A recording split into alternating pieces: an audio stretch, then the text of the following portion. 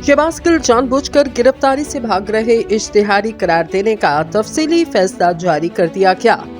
District and session court Islamabad ने फौज के खिलाफ बगावत पर लोगों को उकसाने के मुकदमे में PTI रहनुमा शहबाज गिल को इश्तिहारी करार देने का तफसीली फैसला जारी किया।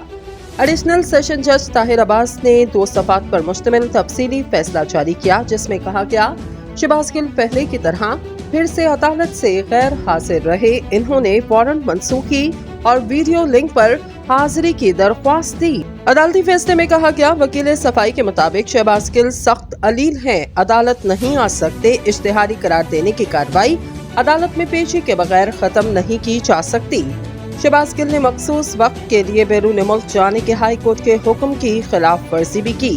तफसीली फैसले में मजीद कहा गया, पुलिस ने शहबाज गिल के खिलाफ इश्तिहारी करार देने की कार्रवाई से मुतल्लिक रिपोर्ट जमा करवाई। पुलिस के मुताबिक शहबाज गिल की रिहाइशगाह पर गिरफ्तारी करने की कोशिश की गई। शहबाज गिल की रिहाइशगाह पर इश्तिहारी करार देने का इश्तिहार चस्पा कर दिया गया।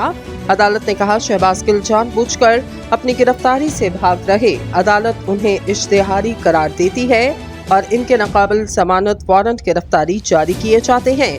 नादरा रिपोर्ट के मुताबिक शहबाज गिल का शनाख्ती कार्ड भी ब्लॉक कर दिया गया।